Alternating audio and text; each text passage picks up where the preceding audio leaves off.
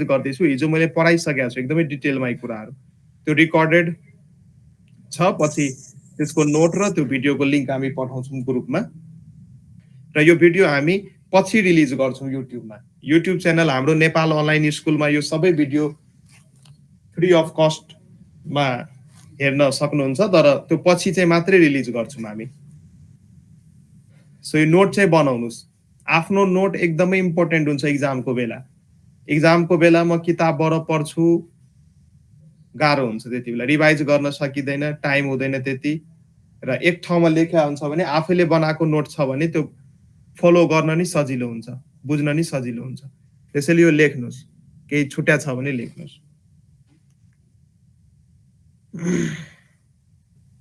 So vector क्वान्टिटीलाई graphically यदि represent गर्नु पर्यो भने हामी लाइन सेगमेन्टको मद्दत लिन्छौँ एरो लाइन सेगमेन्ट र त्यो लाइन सेगमेन्टको लेन्थ चाहिँ म्याग्निट्युडसँग प्रोपोर्सनल हुन्छ length of line segment equals to the magnitude of the vector quantity अनि एरोले चाहिँ के दिन्छ त डिरेक्सनको सेन्स दिन्छ अथवा कतातिर भेक्टर क्वान्टिटी डाइरेक्टेड छ त्यसको सेन्स चाहिँ त्यो एरोले दिन्छ सो एरो भएको लाइन सेगमेन्टले चाहिँ हामी ग्राफिकली भेक्टरलाई रिप्रेजेन्ट गर्न सक्छौं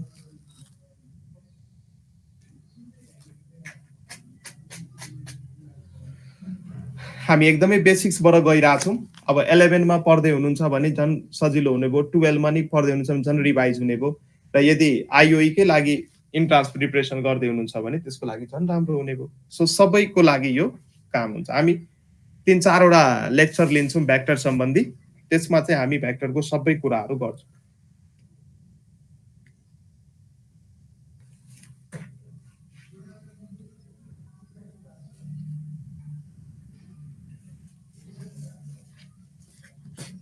ल टाइप्स अफ भेक्टर हेरौं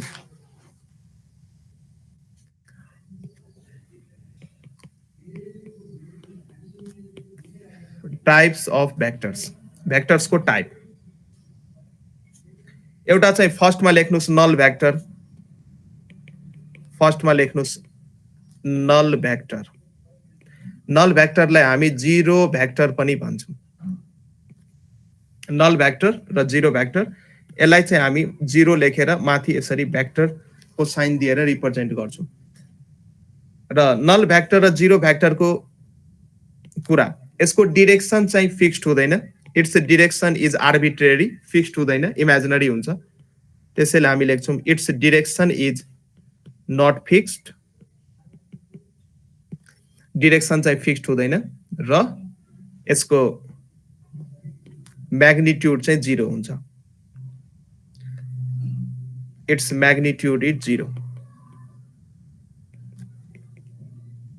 इट्स म्याग्निट्युड इज 0 यसको म्याग्निट्युड चाहिँ 0 हुन्छ अब यो कुन बेला यस्तो भेक्टर एपियर हुन्छ भने त्यो अब बुझ्न मन लाग्यो भने जस्तै यो कुन बेला चाहिँ हामी यो नल भेक्टर युज गर्छौं त्यसको अलिकति यहाँ केसेस हेरिहाल्नु सपोज मानौं फर्स्ट नम्बरको केस मैले लिए मानौं if A vector is equals to B vector A vector र बी भेक्टर इक्वल छ यसको मतलब यसको म्याग्निट्युड र डाइरेक्सन दुवै इक्वल हो ए भेक्टर को म्याग्निट्युड र बी भेक्टर को म्याग्निट्युड पनि इक्वल छ र यो केसमा यदि तपाई A vector minus B vector यदि निकाल्नुहुन्छ भने म्याग्निट्युड इक्वल एन्ड अपोजिट भएको कारणले क्यान्सल भएर हामी के लेख्छौं त 0 लेख्छौं तर 0 मात्रै लेख्नु भएन यो भेक्टर क्वान्टिटी हो त्यसैले 0 को माथि हामी यसरी एरो लाउँछौं सो यो केसमा चाहिँ हाम्रो नल भेक्टर एपियर हुन्छ जस्तै 5 - 5 हामी 0 लेख्छौं नि त्यही सेन्समा यो हामी बुझ्न सक्छौं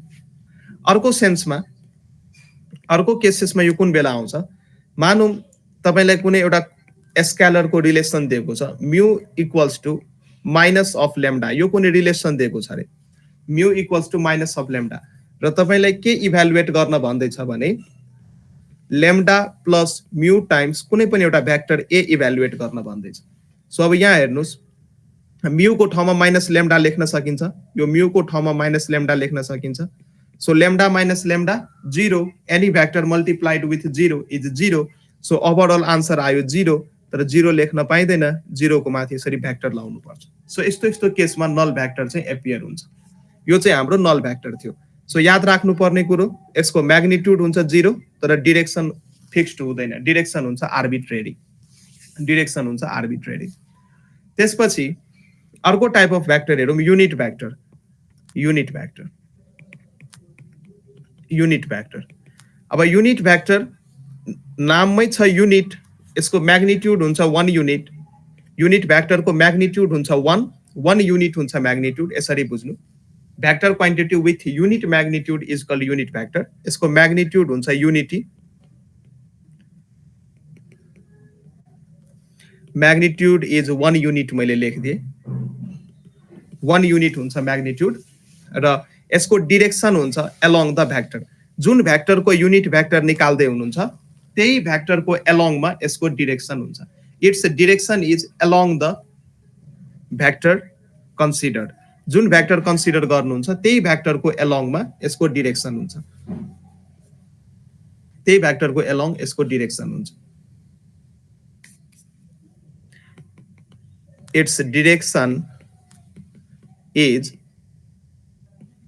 along the vector considered।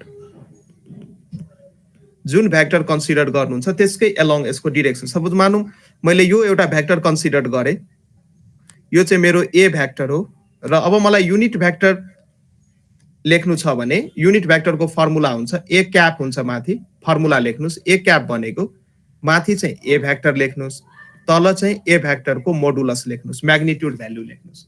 र म्याग्निट्युड भ्यालुलाई यो दुईटा मोडुलस लेखेर पनि लेख्न सकिन्छ, कि त सिम्पली त्यो नम्बर अथवा ए लेखेर पनि लेख्न सकिन्छ, कि त मोडुलस लगाउनुहोस् दुवैतिर, दुईटा भर्टिकल लाइन तान्नुहोस्, यो मोडुलस भ्यालु हो, कि त सिम्पली तपाईँ ए नै लेख्न सक्नुहुन्छ।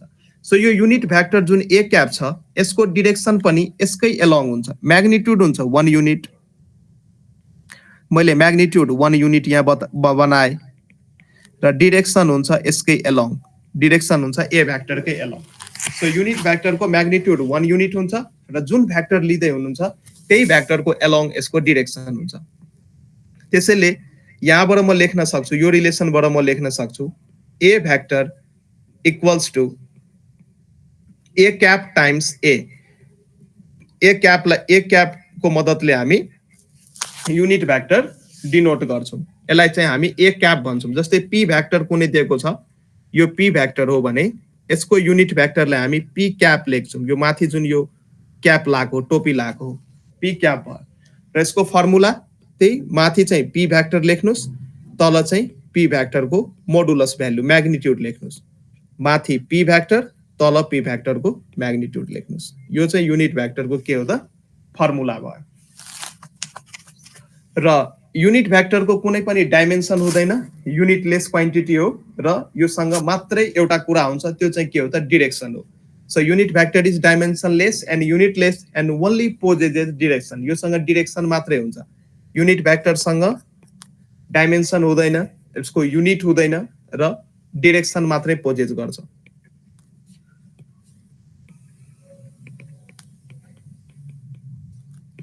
Unit vector is dimensionless and unitless and only possesses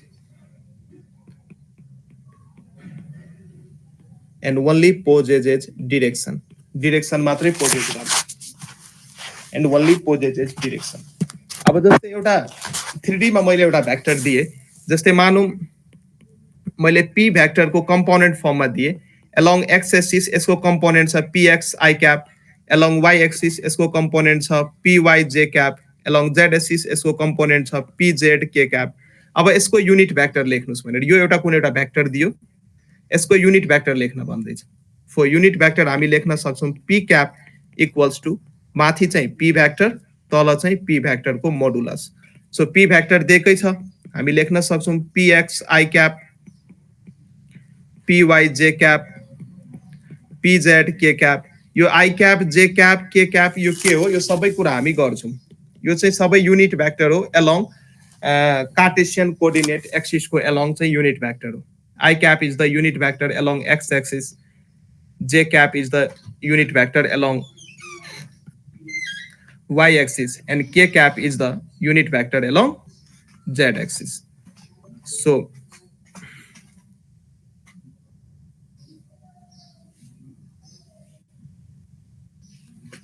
so यहाँ म्याग्निट्युड लेख्दाखेरि px को स्क्वायर py को स्क्वायर प्लस pz को स्क्वायर हामी लेख्न सक्छौँ। यहाँ अहिले भर्खरै प्रभा पन्थीज्यू आउनु भएको छ। हिजो आउनु भएको थिएन है तपाईँ प्रभाजी? हजुर। ए तपाईँको क्लास छुट्या छ? केही छैन, यो सबै रिकर्डेड हुन्छ, पछि हामी नोट प्रोभाइड गर्छौँ। थाहा भएन होला कि 7 बजेदेखि क्लास हो? हजुर। ए त्यो ग्रुपमा एड हुनुहुन्छ हैन? व्हाट्सएप ग्रुपमा एड हुनुहुन्छ हैन? नाइ म थिएन, त्यही भएर थाहा भएन। हजुर। यो डाइमेन्सनलेस किन हुन्छ सर? बुझिएन सर, हल्का नेटवर्क थियो। अब सेम क्वान्टिटीको रेशियो हो नि त। अब माथि पनि भेक्टर p नै छ, तल पनि भेक्टर p नै छ, सो त्यसैले डाइमेन्सन हुँदैन। सेम क्वान्टिटीको रेशियो भइसकेपछि p भेक्टर बाइ p भेक्टरको मोडुलस मात्रै छ, डिरेक्सन मात्रै छ नि त। यहाँ हेर्नु न, यो p भेक्टरलाई यहाँ हेर्नुस्, यो यहाँबाट एक्सपान्ड गरेर म बुझाइदिन्छु। हेर्नुस्, यहीँबाट हेर्नुस्, यो p भेक्टरलाई म के लेख्न सक्छु?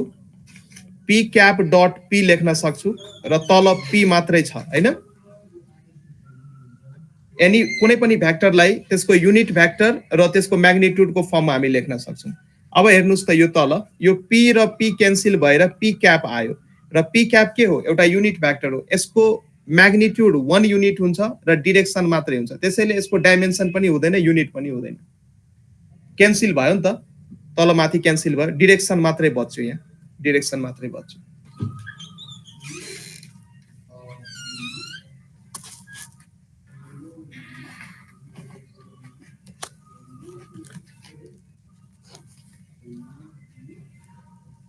ठीक छ, यो सबै नोट हामी ग्रुपमा पठाउँछौँ है पछि। त्यसको यदि केही लेख्न छुट्या छ भने आत्तिनु पर्दैन,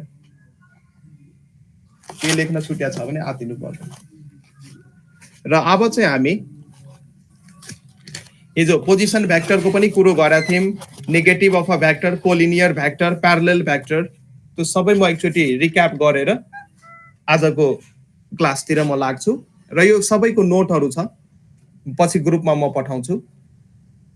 सो युनिट भेक्टर बुझ्नुभयो। अब पोजिसन भेक्टर र डिस्प्लेसमेन्ट भेक्टर थाहा छ हजुरहरूलाई कि एक्सप्लेन गरिदिनु पर्छ मैले कुराहरू?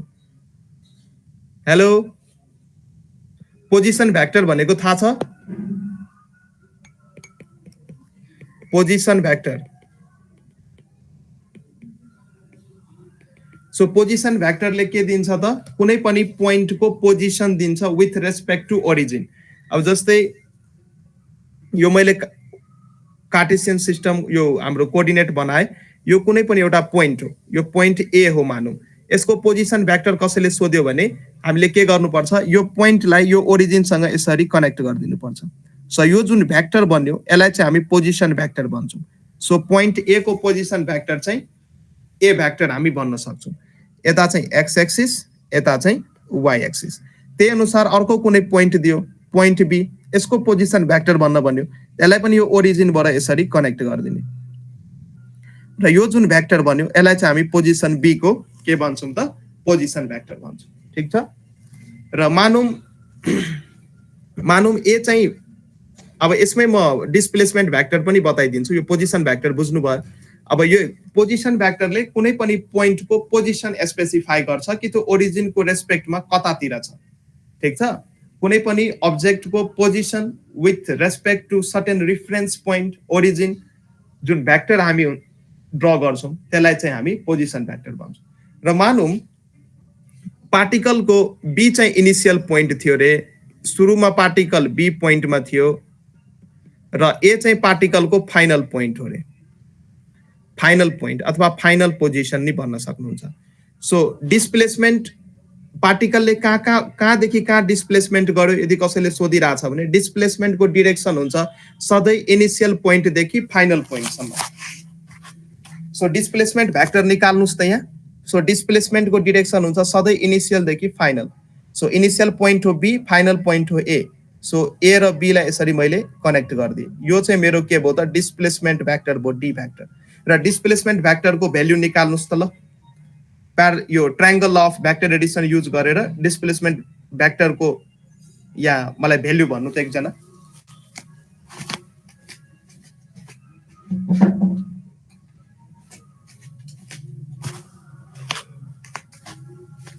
भ्यालु भन्नु त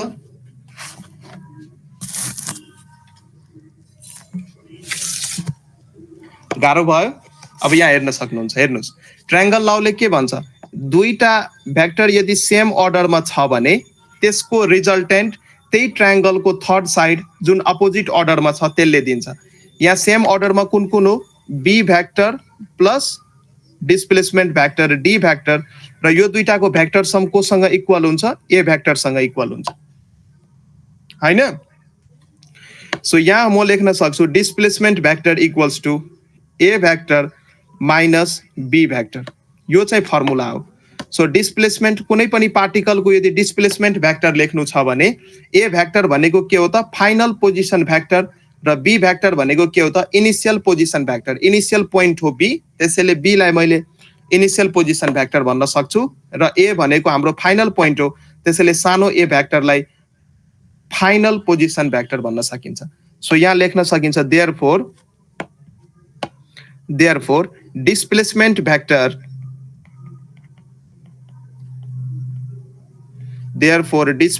vector d vector like के लेख्न सकिन्छ, final position vector minus initial position vector, final position vector minus initial position vector,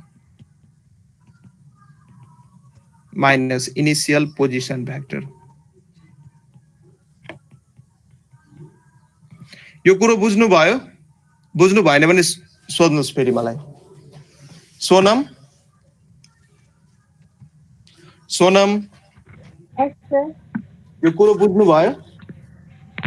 हजुर बुझ्दैछु। ल बुझ्दै गर्नु। यो चाहिँ हाम्रो पोजिसन भेक्टर भयो, पोजिसन भेक्टर र डिस्प्लेसमेन्ट भेक्टर। अहिले नबुझे नि टेन्सन लिनु पर्दैन, यहाँबाट त्यस्तो खासै गाह्रो क्वेशन्सहरु चाहिँ आउँदैन, सजिलै क्वेशन्सहरु सोधिन्छ यो पोर्सन्सबाट। ल अब एउटा क्वेशन सोध्छु तपाईहरुलाई, यसको आन्सर दिनुस् मलाई। एउटा क्वेशन लेख्नुस् त, which of the following cannot be the magnitude of force। तर अलिकति म्याग्निट्युड को पहिला कुरो गर्छु अनि यो हिजो त मैले कुरो गरेको थिएँ, तर अलिकति पनि कुरो गर्छु। जस्तै भेक्टर को म्याग्निट्युड जुन हुन्छ, म्याग्निट्युड भनेको स्केलर क्वान्टिटी हो र म्याग्निट्युड पोजिटिभ हुनुपर्ने हुन्छ। यो मोडुलस, सपोज यो मैले ए भेक्टर लिए, यसको यदि म्याग्निट्युड लेख्नु पर्यो भने अगाडि यसरी मोडुलस लगाएर हामी यसको म्याग्निट्युड लेख्छौं, कि त सिम्पली मोडुलस नलाउँदा नि हुन्छ, सिम्पली ए मात्रै लेख्नु भयो भने यसलाई म्याग्निट्युड अफ भेक्टर ए भन्छौं हामी, म्याग्निट्युड अफ भेक्टर ए भन्छौं, म्याग्निट्युड अफ भेक्टर ए भन्छौं। ल र भेक्टर एउटा स्केलर र म्याग्निट्युड एउटा स्केलर क्वान्टिटी हो, त्यो स्केलर भ्यालुलाई रिप्रेजेन्ट गर्छ। यति कुरो थाहा पाउनु भयो। ल अब एउटा क्वेशनको आन्सर मलाई भन्नुस्, which of the following cannot be the magnitude of force? Which of the following cannot be the magnitude of force? Force को म्याग्निट्युड चाहिँ कुन हुन सक्दैन? अप्सन नम्बर ए मा मैले दिए 10 न्यूटन, अप्सन नम्बर बी मा मैले दिए 0, अप्सन नम्बर सी मा मैले दिए 30 न्यूटन, अप्सन नम्बर डी मा दिए -6 न्यूटन। ल answer भन्नुस्, which of the following cannot be the magnitude of force? Force को म्याग्निट्युड के हुन सक्दैन? यस, आन्सर इज डी, किनकि नेगेटिभ हुन सक्दैन। म्याग्निट्युड भनेको छ, म्याग्निट्युड भ्यालु नेगेटिभ हुन सक्दैन। ठीक छ, नेगेटिभ हुन सक्दैन। र angle between the two vectors, अब अर्को नि कुरा हामी गरौँ। Angle between the two vectors, दुईटा भेक्टर्स को बीचमा हामी एंगल कसरी लिन्छौं? सो क्याल्कुलेसन गर्ने बेला, रिजल्टेन्ट निकाल्ने बेला एंगल लिँदाखेरि जहिले पनि त्यो एंगल दुईटा भेक्टर को टेल को बीचमा लिनु पर्यो कि त हेड को बीचमा लिनु पर्यो। यस्तो सिचुएसन लिनु पर्यो। थीटा, यो फर्मुला जुन हामी लाउँछौं, रिजल्टेन्ट को म्याग्निट्युड को यो फर्मुला अहिले एकछिनमा डिराइभ पनि गर्छु म, यसको टाइम आउन देऊ। यो फर्मुला जुन हामी लाउँछौँ a² + b² 2ab cos theta. So यो जुन थीटा छ थीटा, यो थीटा कसरी लिने त? सो दुईटा भेक्टरको बिचमा टेल टेल यदि जुड्या छ भने टेल टेल अथवा हेड हेडको बिचको एंगल हुन्छ थीटा। टेल टेल कि त हेड हेड। र थीटा 180 डिग्री भन्दा कम लिनुपर्ने हुन्छ, कि त इक्वल्स टु 180 डिग्री कि त त्यो भन्दा कम। ठीक छ। अब जस्तै यस्तो छ एउटा भेक्टर, टेल टेल जोइन्ट हुनु पर्यो। यो मैले माने भेक्टर ए भयो र भेक्टरको स्टार्टिङ पोइन्ट जहाँबाट भेक्टर स्टार्ट हुन्छ, यहाँबाट भेक्टर स्टार्ट भएको छ, यसलाई हामी भन्छौँ टेल अथवा स्टार्टिङ पोइन्ट। स्टार्टिङ पोइन्ट अथवा यसलाई इनिशियल पोइन्ट पनि भनिन्छ भेक्टरको। टेल र जुन पोइन्टमा भेक्टर इन्ड भएको छ त्यसलाई हामी हेड भन्छौँ अथवा फाइनल पोइन्ट पनि भन्छौँ। भेक्टरको इनिशियल पोइन्ट र फाइनल पोइन्ट यो थाहा पाउनुपर्छ यस्तो कुरा। सो एंगल लिँदाखेरि भेक्टरको टेल टेल कनेक्टेड हुनुपर्ने हुन्छ। मानौँ यो भेक्टर ए हो भने अर्को भेक्टर यसरी मैले टेल कनेक्ट गरेर बनाएँ, यो भेक्टर मेरो बी हो भने सो यो एंगल चाहिँ लिनु पर्यो, यो एंगल चाहिँ लिनु पर्यो। सो टेल टेलको बिचमा कि त हेड हेडको बिचमा एंगल लिनु पर्यो। यसरी भेक्टर ए को हेड यहाँ छ, अर्को भेक्टर यसरी आयो, यसको हेड पनि यहाँ छ। यो मानौँ भेक्टर पी हो र यो मानौँ भेक्टर क्यू हो। सो हेड हेड कनेक्टेड छ। सो यो एंगल यदि थीटा छ भने यो एंगल हामीले लिनुपर्ने हुन्छ। सो एंगल लिँदाखेरि जहिले पनि टेल टेल र हेड हेड को बिचमा एंगल लिनु, टेल टेल र हेड हेड को बिचमा एंगल लिनु। र अर्को पनि कुरा छ यहाँ, कोलिनियर भेक्टर्स र कोलिनियर भेक्टर्सलाई प्यारलल भेक्टर्स पनि भन्छ। एउटै लाइनमा अथवा प्यारलली दुईटा भेक्टर्स एक्ट भइरहेछ भने त्यसलाई हामी कोलिनियर भेक्टर्स भन्छौँ। कोप्लानर भेक्टर एउटै प्लेनमा यदि भेक्टर्सहरू सिचुएटेड छ भने that is called coplanar vector. र कन्गुरेन्ट भेक्टर एउटै पोइन्टबाट भेक्टर्सहरू यदि पास भइरहेछ भने त्यसलाई चाहिँ हामी कन्गुरेन्ट भेक्टर भन्छौँ। सो यो टाइप्स अफ भेक्टरहरू एकचोटि आफैले नै हेर्न सक्नुहुन्छ। अब चाहिँ म भेक्टर अपरेसनतिर लागे। आजको अब विषयवस्तुहरू स्टार्ट भयो ल। Vector operation. सो भेक्टरको एडिसन र सब्ट्र्याक्सन हामी कसरी गर्छौँ, मल्टिप्लिकेसन कसरी गर्छौँ, त्यो कुराहरू अब हामी पढ्छौँ। सो भेक्टर अपरेसन, भेक्टर अपरेसन्सतिर हामी लाग्यौँ। पहिला चाहिँ हामी भेक्टर अपरेसन्समा एडिसन अफ टु भेक्टर्स हेर्छौँ। दुईटा भेक्टरलाई हामी कसरी एड गर्ने त, दुईटा भेक्टर्सलाई कसरी एड गर्ने त्यो चाहिँ हामी हेर्छौँ। एडिसन अफ टु भेक्टर्स हेर्छौँ। Addition of two vectors. So यसमा चाहिँ लेख्नुहोस् एडिसन अफ टु भेक्टर्स। मानौँ तपाईसँग दुईटा भेक्टर दिएको छ, यसरी ए भेक्टर दियो र यता कतै बी भेक्टर दियो ल। ए भेक्टर दियो र बी भेक्टर दियो। यो सबै फ्री भेक्टर हुन्छ। फ्री भेक्टरको मिनिङ यो भेक्टरलाई यसको डिरेक्सन नबिगारिकन यसकै लाइनको एलोङ अथवा प्यारलली यसलाई हामी शिफ्ट गर्न सक्छौँ। फ्री भेक्टरलाई चाहिँ हामी के गर्न सक्छौँ त, डिरेक्सन चेन्ज नगरी, डिरेक्सन नबिगारी प्यारलली यदि हामी भेक्टरलाई शिफ्ट गर्न सक्छौँ भने they are called free vectors. अब एडिसन अफ टु भेक्टर्समा पहिलो चाहिँ हामी हेरौँ triangle law of vector Edison. यो पहिलो triangle law of vector Edison, triangle law of vector Edison. So यो ट्रायंगल लले के भन्छ भने यदि दुईटा भेक्टरलाई कुनै पनि एउटा ट्रायंगलको दुईटा साइडले यदि हामी रिप्रेजेन्ट गर्न सक्छौँ भने इन अर्डर, सेम अर्डरमा, त्यो दुईटा भेक्टरको रिजल्टेन्ट त्यो ट्रायंगलको थर्ड साइडले दिन्छ इन अपोजिट अर्डर। अब हेर्नुहोस् मैले चाहिँ के भन्न खोजे हो भने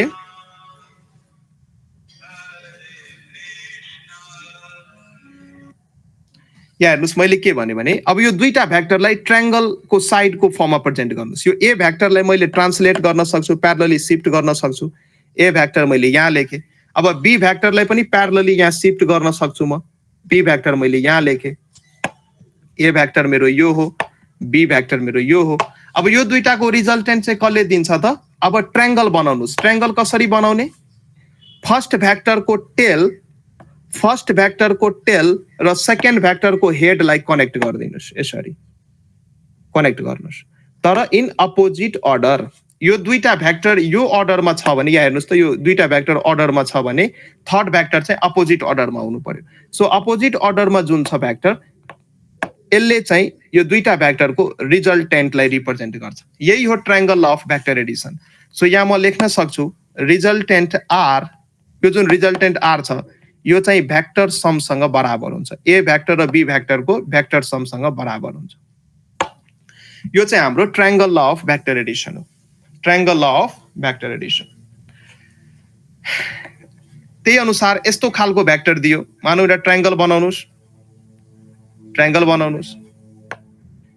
यो दियो ए यो दियो बी यो दियो सी अनि यसमा भेक्टर यसरी दिएको छ एबी भेक्टर यसरी छ बीसी भेक्टर यसरी छ अब यो दुईटाको रिजल्टेन्ट भन्दै छ सो यो दुईटै अर्डरमा छ हेर्नुस् यो दुईटै भेक्टर अर्डरमा छ सो यो दुईटाको रिजल्टेन्ट यो थर्ड साइडले दिने हो इन अपोजिट अर्डर सो यो थर्ड साइडको अर्डर यसरी हुनु पर्यो यदि यो भेक्टर सानो ए भेक्टर हो यो भेक्टर यदि सानो बी भेक्टर हो र यो भेक्टर यदि सानो सी भेक्टर हो भने यहाँ चाहिँ रिजल्टेन्ट चाहिँ सानो सी भेक्टर हुनेछ so C vector is equals to A vector plus B vector यसरी चाहिँ हामी triangle law of vector Edison बुझ्न सक्छौं सो भेक्टरहरूलाई ट्रायंगलको फर्ममा कन्भर्ट गर्नुस् र दुईटा साइडलाई सेम अर्डरमा लिनुस् त्यो दुईटाको रिजल्टेन्ट चाहिँ थर्ड साइडले दिन्छ इन अपोजिट अर्डर बुझ्नुभयो यो कुरा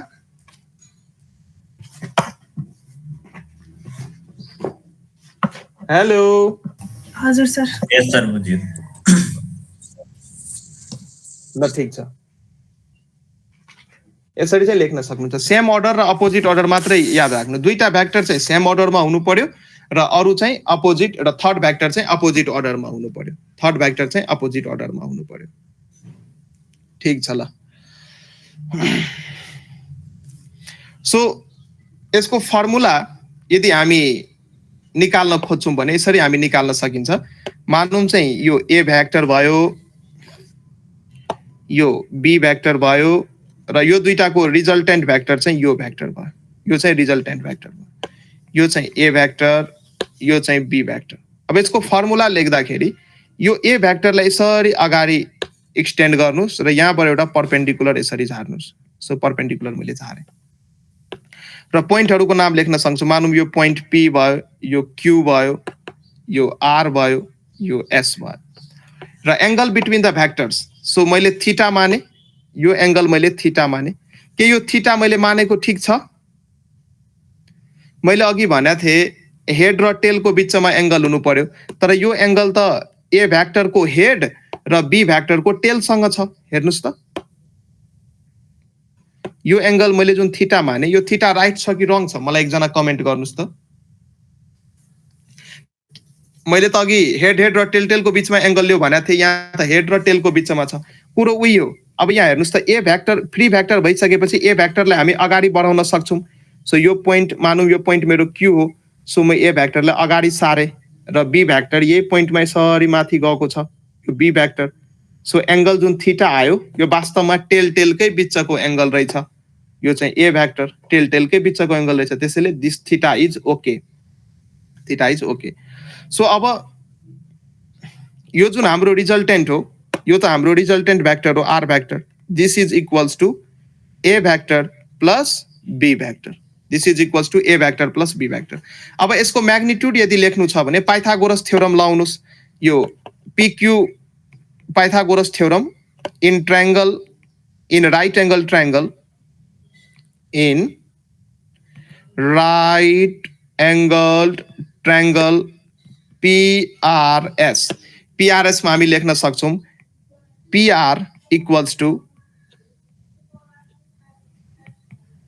यो थाहा होला PQ प्लस QS को होल स्क्वायर प्लस RS को होल स्क्वायर लेख्न सकिन्छ बेसको स्क्वायर प्लस परपेन्डिकुलरको स्क्वायर मैले गरेको छु पाइथागोरस थ्योरम मैले लगाएको छु यो बुझ्नुभयो कि बुझ्नु भएन हेर्नुस् त एकचोटी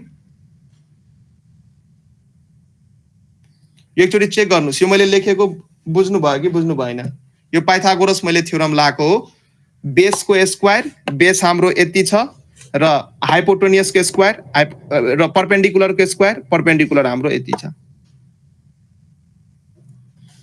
सो PQ भनेको के हो त भेक्टर A को म्याग्निट्युड हो यो PQ जुन छ यो PQ चाहिँ हाम्रो के हो त भेक्टर A को म्याग्निट्युड हो र QS को ठाउँमा म कति लेख्न सक्छु B cos थीटा लेख्न सक्छु यो कम्पोनेन्टमा मैले ब्रेक गरायो अहिले म बताउँछु रेक्ट्याङ्गुलर कम्पोनेन्ट हामी कसरी लिन्छौँ भेक्टरलाई कसरी म्युचुअली परपेन्डिकुलर डिरेक्सनमा ब्रेक गर्छौँ त्यो कुराहरू गर्नै बाँकी छ सो यो B भेक्टरको यो पार्ट जुन छ यति पार्ट जुन छ यहाँदेखि यहाँसम्म यति पार्ट जुन छ यो चाहिँ के हुन्छ त B cos थीटा हुन्छ कम्पोनेन्ट लिएको र यहाँदेखि यहाँसम्म जुन पार्ट हुन्छ यो हुन्छ B sin theta so A plus B cos theta को स्क्वायर प्लस RS चाहिँ कति भयो त B sin थीटा को स्क्वायर भयो लेख्दै जानुस् केही बुझ्नु भएन भने सोध्नुस् मलाई खोइ सबै विद्यार्थी एकदमै साइलेन्ट छन् सन्दीप कटेल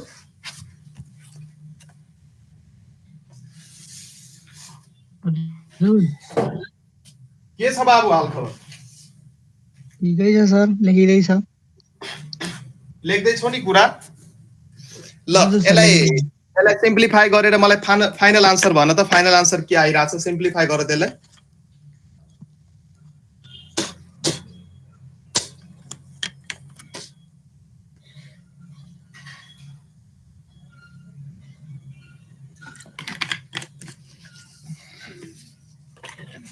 यसलाई यसरी लेख्न सकिन्छ यो भयो A square plus 2AB cos theta plus B square एकछिन है B स्क्वायर यो अलिकति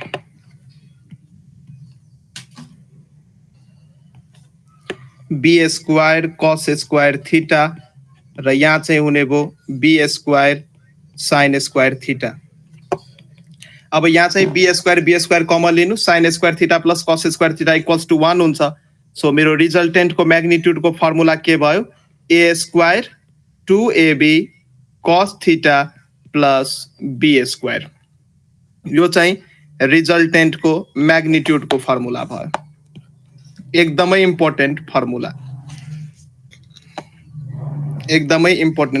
रिजल्टेन्टको म्याग्निट्युडको फर्मुला एकदमै important formula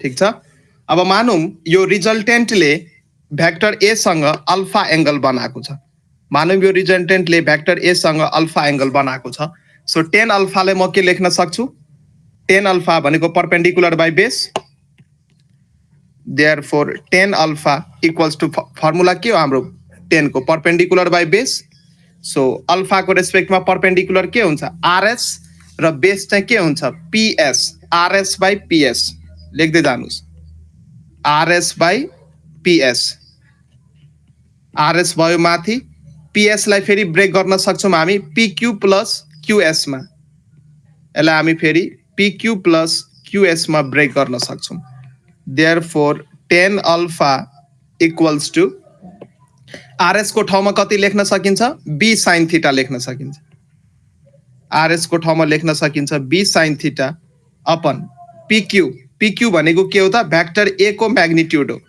PQ the length of the line segment PQ represents the magnitude of vector A so PQ को ठाउँमा म भेक्टर A को magnitude that is A लेखे र QS चाहिँ हाम्रो कति छ त B cos थीटा छ सो यो चाहिँ फर्मुला लगाएर हामी रिजल्टेन्टको डिरेक्सन निकाल्न सक्छौं कि रिजल्टेन्ट भेक्टर A सँग कति एंगल बनाएर बसेको छ त्यो चाहिँ हामी निकाल्न सक्छौं र अब एउटा म सानो यो प्यारालेलोग्राम ल पढाउने बेला चाहिँ भन्छु यो फर्मुलाहरूलाई मेमोराइज गर्ने एउटा सानो ट्रिक पनि हुन्छ सो यदि यो म्याथमेटिकल कुराहरू दिमागमा त्यति राख्न मतलब सजिलो भइरा छैन भने एउटा सानो ट्रिकले पनि यो फर्मुलाहरू हामी मेमोराइज गर्न सक्छौं ठीक छ ल अब चाहिँ नेक्स्ट मा हामी parallelogram law of vector addition पढौं parallelogram law of vector addition parallelogram law of vector addition यो प्यारालोग्राम लौ पनि ट्रायंगल लौ जस्तै छ, सेम छ। यो लौले के भन्छ भने यदि दुईटा भेक्टर्सलाई हामी प्यारालोग्रामको दुईटा एडजेसेन्ट साइडले यदि हामीले रिप्रेजेन्ट गर्न सक्यौं भने त्यो प्यारालोग्रामको डायगोनलले चाहिँ के दिन्छ त, त्यो दुईटै भेक्टरको रिजल्टेन्ट दिन्छ। जस्तै मानौं तपाईलाई यसरी कुनै दुईटा भेक्टर दिएको थियो, यो मानौं ए भेक्टर दिएको थियो र अर्को बी भेक्टर दिएको थियो। सो अब ए भेक्टर र बी भेक्टरलाई युज गरेर प्यारालेलोग्रामको दुईटा एडजेसेन्ट साइड बनाउनु पर्यो र साइड बनाउँदाखेरि दुईटै भेक्टरको टेल टेल एउटै पोइन्टमा कनेक्टेड हुनु पर्यो। एकछिन है, यो माथि म अलिकति एउटा कुरा भन्न सायद बिर्सेछु। यो ट्रायंगल लमा चाहिँ यो कसरी बनाउने त, पहिलो भेक्टरको हेड यहाँ हेरिहाल एकचोटि। यो ट्रायंगल ल अफ भेक्टर एडिसनमा यो पोर्सन हेर, यो पोर्सनबाट मैले यो भेक्टर कसरी बनाए। पहिलो भेक्टर जुन ए भेक्टर दिएको छ, पहिलो भेक्टरको हेड र दोस्रो भेक्टर जुन बी भेक्टर दिएको छ त्यसको टेल कनेक्ट गर्नु पर्यो। त्यही मैले गरेको छु। यहाँ हेर, यो पोइन्टमा येलोले मैले मार्क गरे, पहिलो भेक्टरको हेड र दोस्रो भेक्टरको टेल कनेक्टेड छ। अनि रिजल्टेन्ट चाहिँ कसले दिन्छ त, रिजल्टेन्ट दिन्छ एलले। र यो चाहिँ के हो, पहिलो भेक्टरको टेल र दोस्रोको हेड जब हामी कनेक्ट गर्छौं अनि बल्ल रिजल्टेन्ट आउँछ। तर यो प्यारालेलोग्राम लमा चाहिँ के गर्नुपर्छ, दुईटै भेक्टरको टेल कनेक्ट गर्नु पर्यो। यो दुईटै भेक्टरको टेल टेल कनेक्ट गर्नु पर्यो। सो यो भेक्टर ए, यसको टेल यो भयो र भेक्टर बी लाई पनि हामी प्यारलली शिफ्ट गर्न सक्छौं फ्री भेक्टर भएको कारणले गर्दा। यो चाहिँ भेक्टर बी भयो, दुईटैको टेल यसरी कनेक्टेड छ। एकदमै सिम्पल छ यो कुराहरु, आतिनु पर्दैन। अब चाहिँ के गर्नु पर्यो, यसलाई प्यारालेलोग्राम बनाउनु पर्यो। यसरी एउटा प्यारालेलोग्राम बनाउनुस् र यो प्यारालेलोग्रामको जुन यो डायगोनल छ नि, डायगोनल, यसले चाहिँ के दिन्छ त, रिजल्टेन्ट दिन्छ। सो प्यारालेलोग्रामको जो यो डायगोनल छ, यो डायगोनलले के दिन्छ त, यो रिजल्टेन्ट भेक्टर आर भेक्टर दिन्छ। डायगोनलले के दिन्छ त, रिजल्टेन्ट दिन्छ। यो चाहिँ हाम्रो प्यारालेलोग्राम ल अफ भेक्टर एडिसन भयो। दुईटा भेक्टरलाई यदि हामी प्यारालेलोग्रामको दुईटा एडजेसेन्ट साइडले यदि हामी रिप्रेजेन्ट गर्न सक्यौं भने त्यो प्यारालेलोग्रामको डायगोनल जुन चाहिँ त्यही पोइन्टबाट पास भइरहेछ, यही पोइन्टबाट पास हुनु पर्यो, यही पोइन्टबाट पास हुनु पर्यो। त्यो डायगोनलले चाहिँ के दिन्छ त, त्यो दुईटै भेक्टरको रिजल्टेन्ट दिन्छ, दुईटै भेक्टरको रिजल्टेन्ट दिन्छ। र यो पनि कतै न कतै ट्रायंगल लौ जस्तै हो। प्यारालेलोग्रामको अपोजिट साइड के हुन्छ, इक्वल एन्ड प्यारलेल हुन्छ। सो यो यदि भेक्टर ए हो भने यो पनि के हो त, यहाँदेखि यहाँसम्म के हो, यो पनि भेक्टर ए नै हो। यो भेक्टर बी हो भने यहाँदेखि यहाँसम्म जुन भेक्टर आउँछ यो पनि भेक्टर बी नै हो। अब हेर्नुस् त, यो ट्रायंगलमा ए र बी सेम अर्डरमा छ, रिजल्टेन्ट त्यसैले अपोजिट अर्डरमा हुनु पर्यो।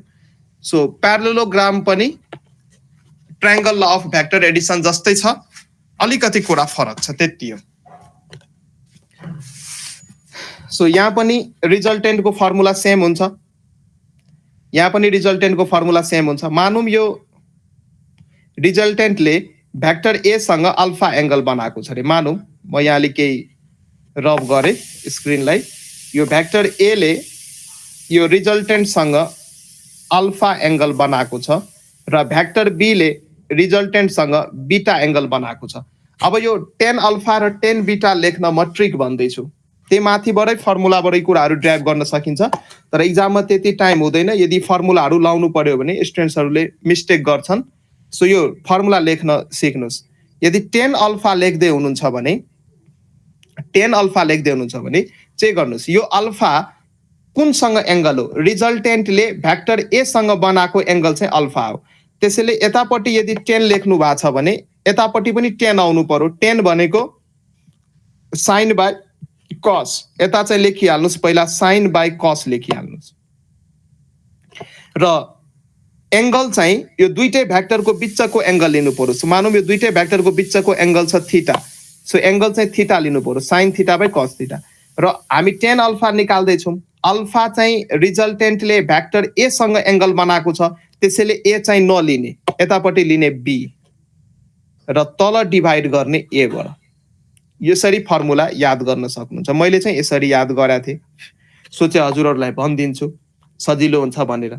अब त्यही अनुसार यदि 10 बीटा यदि निकाल्नु पर्यो भने हामी के गर्छौं, सिम्पली 10 यता छ, यता पनि sine theta upon cos theta पहिला लेखिहाल्नुस् र बीटा निकाल्दैछु सरी यहाँ अल्फा मैले लेखेछु tan बीटा निकाल्दैछु tan बीटा अब बीटा एंगल चाहिँ कसले कोसँग बनाएको छ बीटा एंगल चाहिँ रिजल्टेन्टले बी भेक्टरसँग बनाएको छ त्यसैले बी नलिने यता लिने ए र जुन बाँकी रह्यो बी त्यसलाई चाहिँ तल यसरी लेख्न सक्नुहुन्छ यसरी फर्मुला डिराइभ गर्न सक्नुहुन्छ एक्जामको बेला र यो फर्मुलाहरु युज गरेर रिजल्टेन्टको डाइरेक्सन नि भन्नुपर्ने हुन्छ clear hello hello students Yes, sir. प्रतिभा क्लियर भयो यो कुराहरु बुझ्दै हुनुहुन्छ हजुर सर ल ल नोट चाहिँ बनाउँदै जानु सोनम जी तपाई पनि नोट बनाउँदै जानु है यो नोट चाहिँ चाहिन्छ एक्जामको बेला नोट चाहिँ बनाउनुस् अल्छी चाहिँ नगर्नुस् हस् नोट चाहिँ बनाउनुस्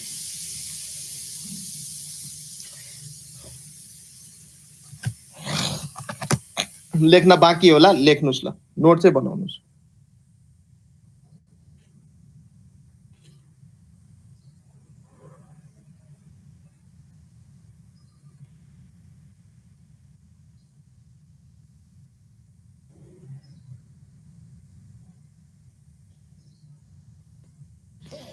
ल अब चाहिँ हामी polygon law of vector Edison पढ्छौं त्यो भन्दा पनि पहिला यो अलिकति प्रोपर्टिज चाहिँ पढिहालौं भेक्टर एडिसनको प्रोपर्टिज कस्तो कस्तो प्रोपर्टिज चाहिँ भेक्टर एडिसनले होल्ड गर्छ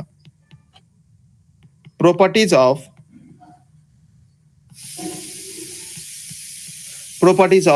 vector Edison so vector Edison चाहिँ कम्युटेटिभ ललाई फलो गर्छ फर्स्टमा लेख्न सक्नुहुन्छ इट फलोज कम्युटेटिभ ल फर्स्ट प्रोपर्टिज के हो भेक्टर एडिसन फलोज कम्युटेटिभ ललाई यसले फलो गर्छ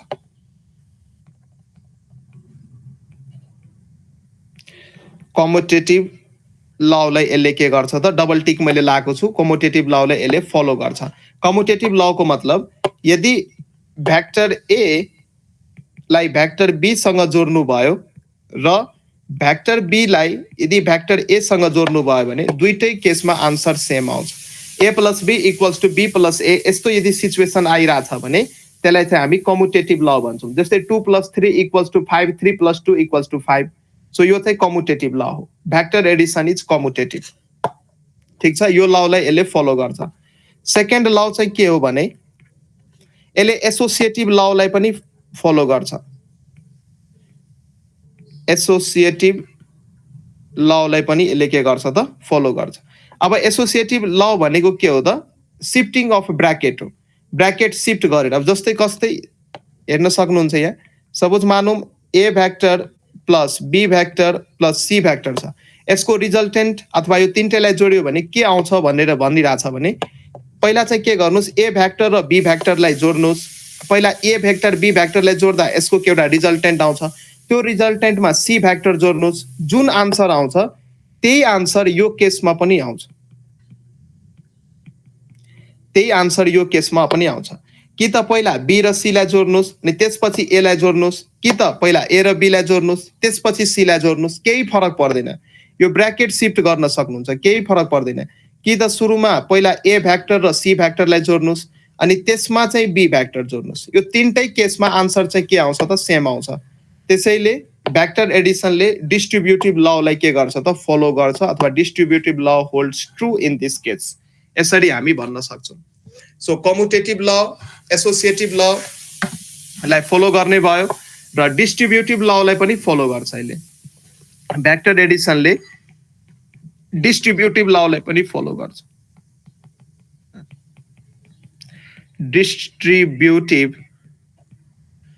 ललाई पनि यसले फलो गर्छ डिस्ट्रिब्युटिभ लले चाहिँ के भन्छ मानौं कुनै दुईटा स्केलर छ तपाईसँग m + n अनि योसँग भेक्टर a यसरी मल्टिप्लिकेसनमा छ भने कि त पहिला m र n लाई पहिला जोड्नुस् र जति भ्यालु आउँछ त्यो भ्यालुसँग a भेक्टरलाई मल्टिप्लाई गर्नुस् हैन म यस्तो गर्दिन म सेपरेटली गर्छु भने त्यो नि गर्न पाउनुहुन्छ कि त ma भेक्टर गर्नुस् त्यसपछि na भेक्टर गर्नुस् यो दुईटै केसमा आन्सर सेम आउँछ त्यसैले यो प्रोपर्टीलाई हामी डिस्ट्रिब्युटिभ ल भन्छौं यो भेक्टर एडिसनको यो केही प्रोपर्टिजहरु भयो एक्जाममा चाहिँ सोधिदिन सक्छ भेक्टर एडिसन डिस्ट्रिब्युटिभ फलो गर्छ कि गर्दैन एसोसिएटिभ गर्छ कि गर्दैन अहिले धेरै कन्फ्युजन आउँछ है यो धेरै कन्फ्युजन आउँछ यो एडिसनको मात्रै हो सबट्र्याक्सनको फेरि अलिकति प्रोपर्टिजहरू फरक हुन्छ सबट्र्याक्सनको प्रोपर्टिजहरू अलिकति फरक हुन्छ सो यति बुझ्नुभयो है यसमा कुनै कन्फ्युजन छ छैन सर ल अब polygon law of vector addition तिर हामी लाग्छौं polygon law of vector addition polygon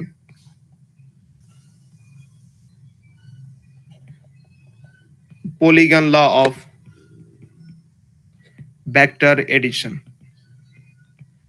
vector एडिसनको पोलिगन लले के भन्छ भने मानौं तपाईसँग अब मोर देन 2 भेक्टर्स छ अरे 3-4 वटा भेक्टर्स छ 5-6 वटा भेक्टर छ भने त्यसको रिजल्टेन्ट कसरी निकाल्ने त पोलिगन लले के भन्छ भने जति पनि भेक्टर दिएको छ त्यो सबै भेक्टरहरूलाई पोलिगनको साइडको फर्ममा एरेन्ज गर्देऊ र जुन एउटा क्लोजिङ साइड हुन्छ त्यो क्लोजिङ साइडले रिजल्टेन्ट दिन्छ तर त्यो क्लोजिङ साइडको अर्डर चाहिँ अरु भेक्टरहरूको अर्डर भन्दा अपोजिट हुनु पर्यो मैले चाहिँ के भन्न खोजे भने यहाँ हेर सपोज 3-4 वटा भेक्टर दिएको छ यहाँ चाहिँ भेक्टर ए दियो रे यता कतै भेक्टर बी दियो यता कतै भेक्टर सी दियो यता कतै भेक्टर डी दियो यो 4 वटा भेक्टर दिएको छ र यो सबै प्लानर भेक्टर हो प्लानरको मिनिङ एउटै प्लेनमा मेरो जुन यो स्क्रिनको प्लेन छ अथवा तपाईहरुको जुन कपीको प्लेन छ यो पानाको जुन सर्फेस छ त्यसमै लाई गर्छ सो यो सबै कोप्लानर अब यिनीहरुको मलाई के निकाल्नु पर्यो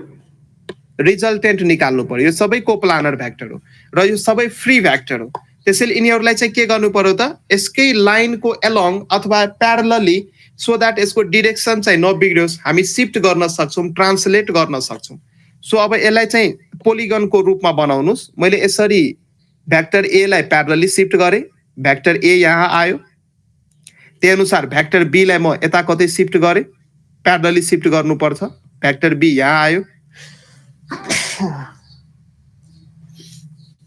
त्यही अनुसार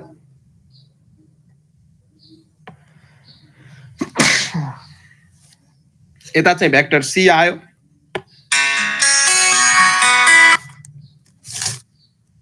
र त्यही अनुसार हेर्न सक्छौ यता चाहिँ भेक्टर डी आयो भेक्टर ए बी सी र डी 4 वटा भेक्टर यसरी आयो मैले यसलाई प्यारलली शिफ्ट गरे डाइरेक्सन चाहिँ मैले बिगारेको छैन हेर यो डी र यो डी पनि प्यारलल छ यो सी र यो सी पनि प्यारलल छ यो ए र ए पनि प्यारलल छ बी र बी पनि प्यारलल छ सो सबै फ्री भेक्टर हो त्यसैले मैले यसलाई डाइरेक्सन नबिगारिकन मैले यसरी पोलिगनको रूपमा म यसलाई पोलिगनको फर्ममा एरेन्ज गरिराछु सो यहाँ चाहिँ के हेर्न सक्नुहुन्छ भने यो जुन पोलिगन बन्यो यो पोलिगनको क्लोजिङ साइड यदि निकाल्नु छ भने फर्स्ट भेक्टरको टेल र लास्ट भेक्टरको हेडलाई चाहिँ के गर्नुस् त जोड्दिनुस् फर्स्ट भेक्टरको टेल र लास्ट भेक्टरको हेडलाई यसरी जोड्नुस् सो यो जुन भेक्टर मेरो बन्यो यो चाहिँ रिजल्टेन्ट भेक्टर बन्यो यो चाहिँ मेरो के हो त रिजल्टेन्ट भेक्टर सो यहाँ चाहिँ म लेख्न सक्छु यो पोइन्टहरुलाई मजाले कनेक्ट गर्नुस् सो यहाँ चाहिँ म लेख्न सक्छु रिजल्टेन्ट भेक्टर आर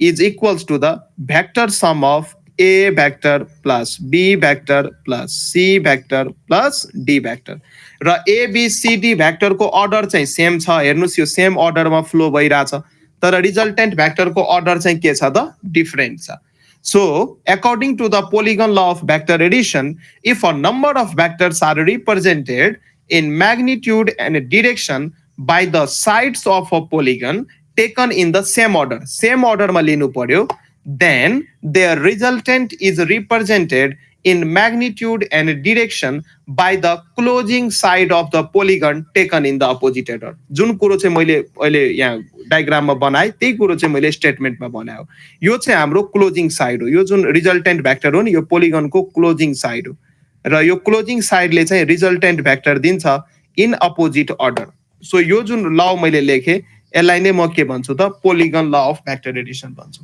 र यदि यस्तो खालको सिचुएसन यदि दिएको छ मानौं यस्तो 3-4 वटा भेक्टर यसरी दियो तपाईलाई यस्तो खालको सिचुएसन दियो यसरी एउटा भेक्टर दियो अर्को यसरी एउटा भेक्टर दियो त्यसपछि एउटा भेक्टर यसरी दियो एउटा भेक्टर यसरी दियो अर्को भेक्टर यसरी दियो ल यो भेक्टरको नाम दियो ए भेक्टर, यो भेक्टरको नाम दियो बी भेक्टर, यसको नाम दियो सी भेक्टर, यसको नाम दियो डी भेक्टर, यसको नाम दियो ई भेक्टर। र अब मलाई भन्नुस् त रिजल्टेन्ट भेक्टर कति हुन्छ? अब मलाई भन्नुस् रिजल्टेन्ट भेक्टर कति हुन्छ? रिजल्टेन्ट भेक्टर कति हुन्छ?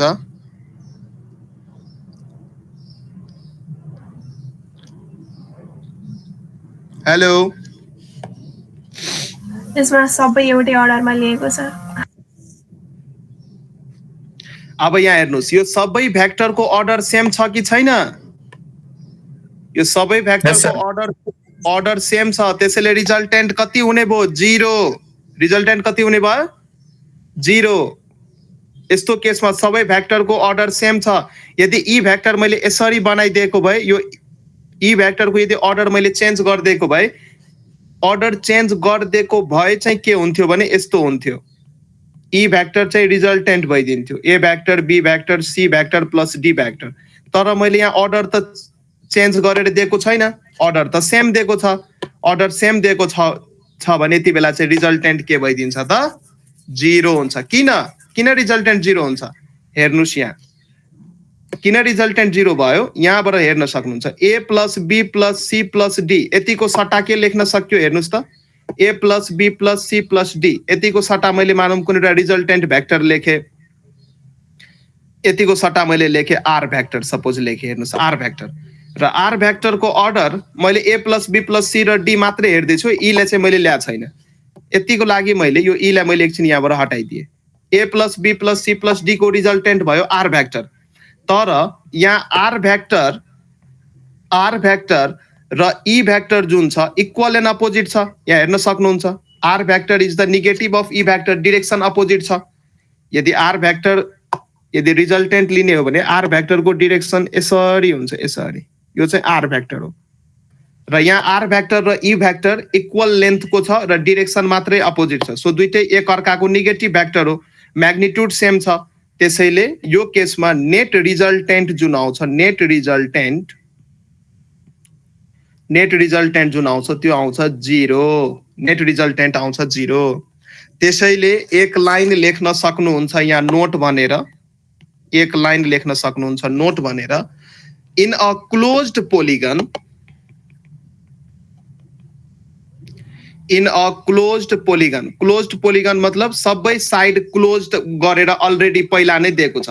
यो भन्दा अगाडि जुन हामीले यो पोलिगन बनाएको थियौँ यसमा चाहिँ एउटा क्लोजिङ साइड बाँकी थियो र त्यो क्लोज गर्नको लागि चाहिँ हामीले एउटा रिजल्टेन्ट भेक्टरको युज गर्यौँ। तर यदि सबै साइड पहिलादेखि नै दिएको छ, क्लोज्ड पोलिगन बनाएर दिएको छ भने र सबै साइडको अर्डर पनि यदि सेम छ भने त्यति बेला रिजल्टेन्ट हुन्छ 0। So in a closed polygon, if all the vectors are in same order मा यदि छ भने then यो नोट बनाउँदै गर्नुस्, then their resultant is always a 0 vector. Resultant चाहिँ के भइदिन्छ त? 0 भेक्टर भइदिन्छ। नेट रिजल्टेन्ट 0 अथवा रिजल्टेन्ट चाहिँ हाम्रो 0 भेक्टर आउँछ। रिजल्टेन्ट चाहिँ 0 भेक्टर आउँछ। यो कुरा चाहिँ बुझ्न सक्नुहुन्छ। ल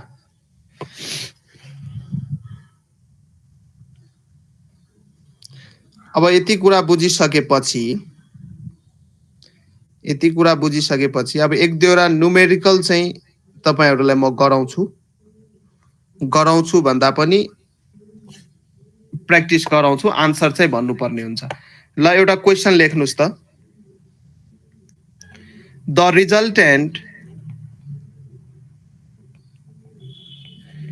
resultant of 2 Newton and 3 Newton forces are 4 Newton.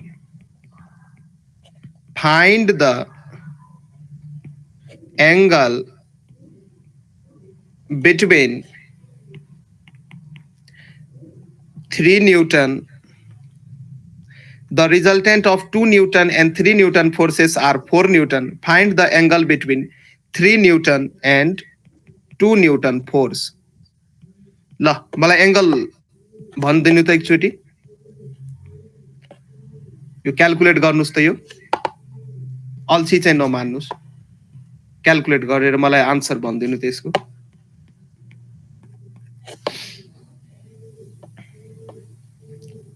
अब यहाँ कुन फर्मुला लाउनु पर्यो रिजल्टेन्ट को म्याग्निट्युड को फर्मुला धेरै सोच्नु पर्दैन है यो सिम्पल अघिको फर्मुला याद गर्ने a square plus b square 2ab cos theta हुने भयो र अहिले हामीलाई के सोधिरहेछ त्यो थीटा सोधिरहेछ र सबै भ्यालु दिएको छ हेर्नुस् रिजल्टेन्ट को भ्यालु पनि दिएको छ the resultant of 2 newton and 3 newton forces are 4 newton so 4 जुन दिएको छ 4 यो चाहिँ के हो त रिजल्टेन्ट को म्याग्निट्युड दिएको छ a र b जसलाई पनि मान्न सक्नुहुन्छ मैले a लाई मानौं 2 न्यूटन लाई मैले a भेक्टर मान्दिए सो 2 को स्क्वायर यो दुईटै फोर्स हो यो डायग्राम बनाउन सक्नुहुन्छ यस्तो खालको केही पनि हैन यो चाहिँ a भेक्टर भयो र यसको म्याग्निट्युड चाहिँ 2 न्यूटन दिएको छ र अर्को चाहिँ यसरी यहाँ b भेक्टर भयो र यसको म्याग्निट्युड चाहिँ 3 न्यूटन दिएको छ यस्तो भयो अब यो प्यारालेलोग्राम ल अनुसार यो रिजल्टेन्ट चाहिँ मेरो डायगोनलले दिने भयो यो चाहिँ रिजल्टेन्ट r 75.52 हुन्छ सर हजुर 75.52 खै म त आन्सर त मलाई थाहा छैन तर मैले प्रोसेस हेर्छु ठीक छ cos इन्भर्स 1/4 गर्नु त कति आउँछ cos इन्भर्स 1/4 गर्नुस् 75.52 ए सेम आयो यस सर ल ठीक छ ल ठीक छ अब हेर्नुस् यही फर्मुला अब रिजल्टेन्ट भयो अब यो डायग्राम सधैँ बनाउनु पर्छ भने छैन एक्जाममा चाहिँ यस्तो खालको क्वेशन दियो भने डायग्रामहरु चाहिँ नबनाउन थाल्नु टाइम चाहिँ हुँदैन टाइम पर्मिट हुँदैन सो सर्टमा यो फर्मुलाहरु याद गर्ने सर्टकटहरु पनि भन्छु म सो a भेक्टरलाई मैले 2 न्यूटन माने b भेक्टरलाई यहाँ म्याग्निट्युड को स्क्वायर सो 3 को स्क्वायर हामी गर्न सक्छौं प्लस 2 into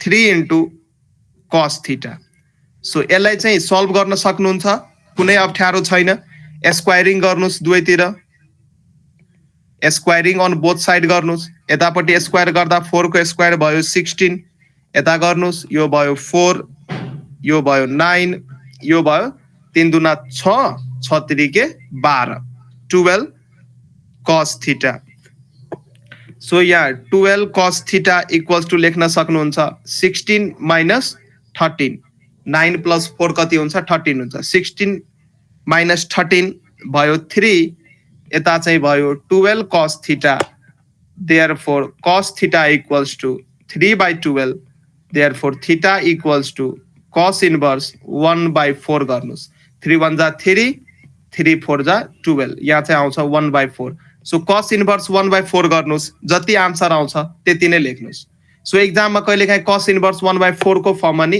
दिन सक्छ है सो कन्फ्युज नहुनुस् यो क्वेशन सबैलाई क्लियर भयो कसैलाई कुनै कन्फ्युजन छ भने सोध छैन भने म अर्को क्वेशन तिर लाग्छु हेलो छैन सर ल ठीक छ अब चाहिँ यस्तो खालको क्वेशन गर्नु भन्दा पनि अलिकति स्पेशल केसेस तिर हामी लागौं यदि सम स्पेशल केसेस भनेर लेख्नुस् some special cases so case number 1 मा यदि दुईटा भेक्टर प्यारलल छ भने उनीहरुको बीचको एंगल के हुन्छ त 0 डिग्री हुन्छ यदि दुईटा भेक्टर प्यारलल छ सो यही म लेखे if vector A and vector B are parallel यदि प्यारलल छ भने देन यिनीहरुको बीचको एंगल जुन छ थीटा यो चाहिँ हुन्छ हाम्रो 0 डिग्री र थीटा 0 डिग्री भइसकेपछि cos थीटा को मान कति भयो cos 0 को मान हुने भयो 1 सो यति बेला यदि रिजल्टेन्ट निकाल्नु छ भने रिजल्टेन्टको भ्याल्यु हुन्छ म्याक्सिमम दुईटा भेक्टर प्यारलल छ यसको मतलब a square plus b square 2ab cos 0 degree हुने भयो र cos 0 भनेको 1 हो सो यहाँ म लेख्न सक्छु a प्लस b को होल स्क्वायर यो चाहिँ रिजल्टेन्टको म्याग्निट्युड सो यसलाई जब सल्भ गर्नुहुन्छ यो आउँछ a प्लस b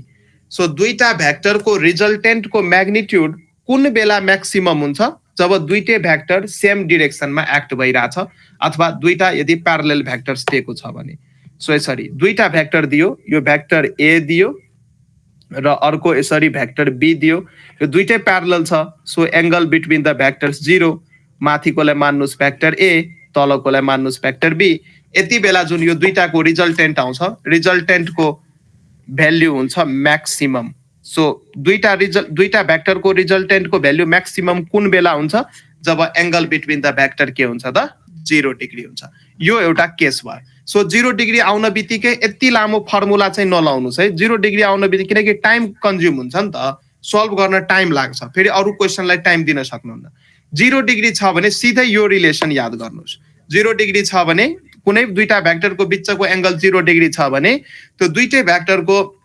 रिजल्टेन्टको म्याग्निट्युड हुन्छ म्याक्सिमम र त्यसको भ्याल्यु हुन्छ दुईटै भेक्टरको म्याग्निट्युडलाई जोड दिने a is the magnitude of vector a and b is the magnitude of vector b दुईटैलाई जोडेर हामी रिजल्टेन्टको म्याग्निट्युड निकाल्छौं ठीक छ अब अर्को केस हेरौं हामी सेकेन्ड केस यदि दुईटा भेक्टरको बीचको एंगल छ 90 degree that is if vector a and vector b are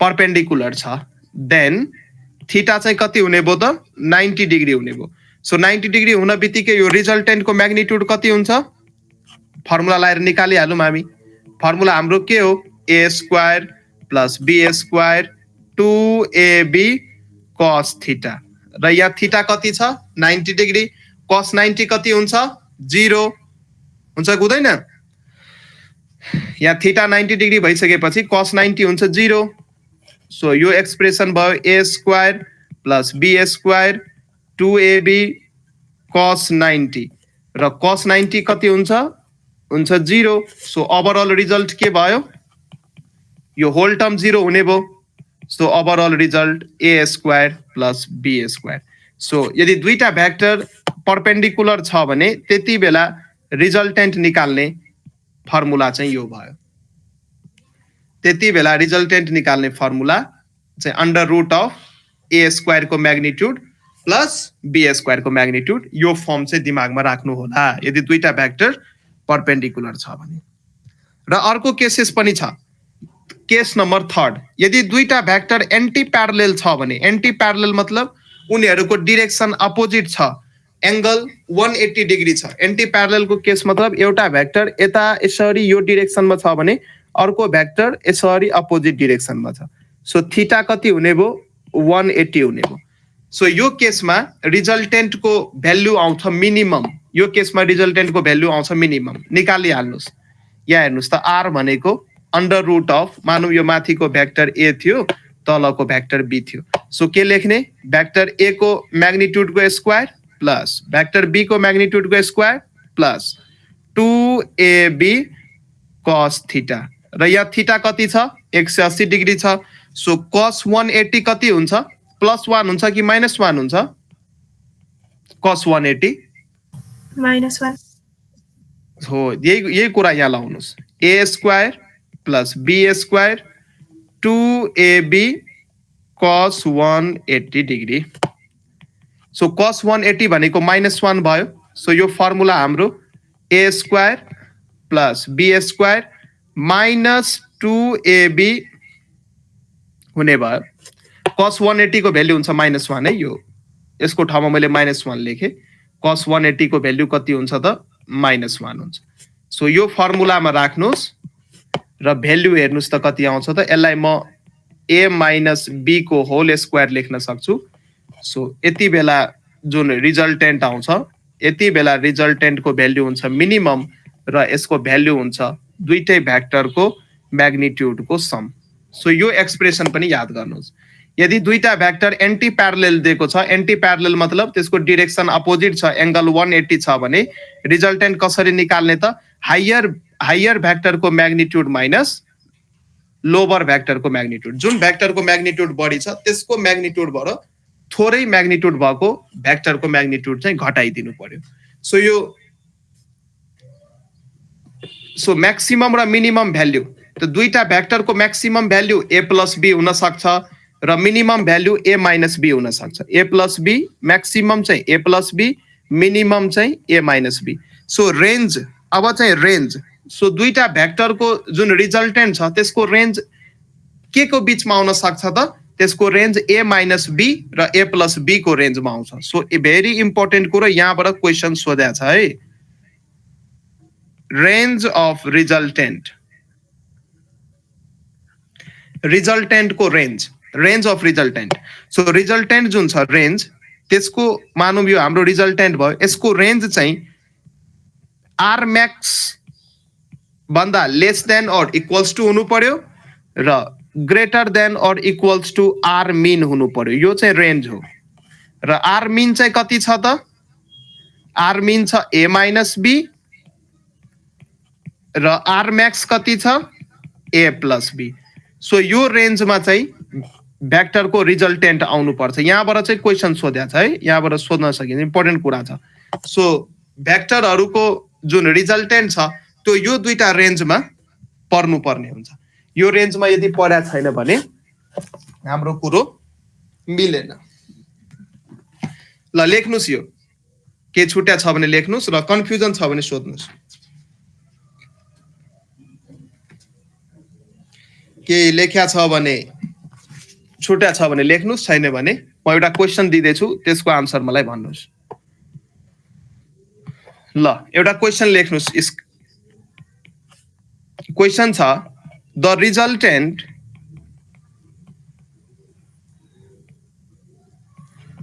resultant of forces 5 Newton and 7 Newton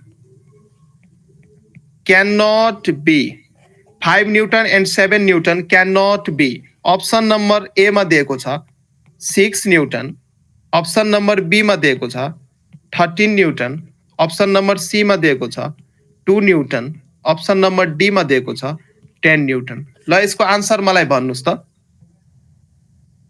the resultant of two forces 5 newton and 7 newton can not be, यसको चाहिँ answer मलाई भन्नुस्। B 13 newton. ए 13 newton चाहिँ हुन सक्दैन। किन be भयो? रिजन थाहा पाउनु भयो नि। हेर्नुस्, यो रिजल्टेन्टको म्याग्निट्युड यसको हाम्रो जुन यो आर जुन छ यो चाहिँ कुन रेन्जमा पर्नु पर्ने हो? यो आर यो less than A plus B हुनु पर्यो, greater than A minus B हुनु पर्यो। सो यसको range A minus B. So ठुलो भ्याक्टरलाई सधैँ अगाडि राख्नुस्, ए मान्नुस्। सो 7 माइनस 5, 7 माइनस 5 यहाँ हुने भयो र 7 प्लस 5 यहाँ हुने भयो। सो रिजल्टेन्टको रेन्ज के आइरहेछ? 7 माइनस 5 भनेको 2 र 7 5 12। सो यो रेन्जमा मेरो रिजल्टेन्ट आउनु पर्ने हो के वास्तवमा। 2 पनि हुन सक्छ, 3 पनि हुन सक्छ, 11 पनि हुन सक्छ, 12 पनि हुन सक्छ, जे पनि हुन सक्छ। यो रेन्जमा जति पनि भ्याल्यु पर्छन् त्यो सबै रिजल्टेन्ट हुन सक्छ। इट डिपेन्ड्स अपन द दुईटा भ्याक्टरको बीचमा एंगल कति दिएको छ त्यो कुरामा चाहिँ डिपेन्ड गर्छ।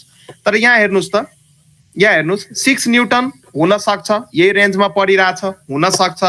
2 न्यूटन यही रेन्जमा परेछ, हुन सक्छ।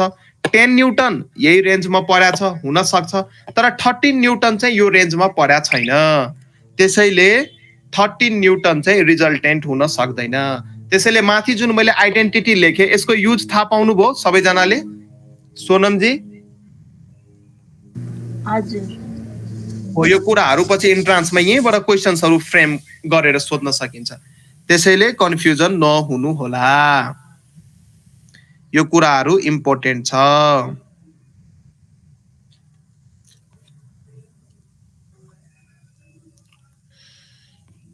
अब चाहिँ के पढाउनु तपाईहरुलाई?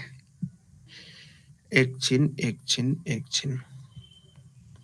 सो यो a माइनस b गर्ने बेला चाहिँ बिगर भ्याल्युबाट चाहिँ स्मलर भ्याल्यु घटाउनुस् है, बिगर भ्याल्युबाट स्मलर भ्याल्यु घटाउनुस्। ल एउटा क्वेशन लेख्नुस् त। ल एउटा question लेख्नुस्। The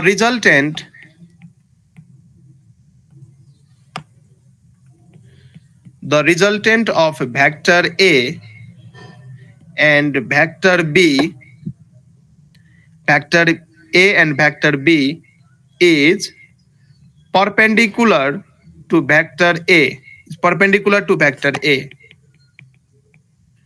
Find the angle between vector A and vector B. ल एंगल फाइन्ड गर्नुस् त।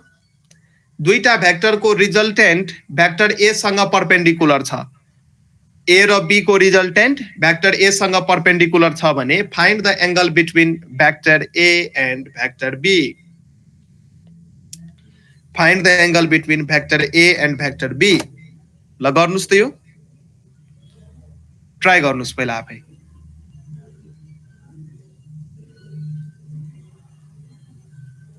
ट्राई गर्नुस्।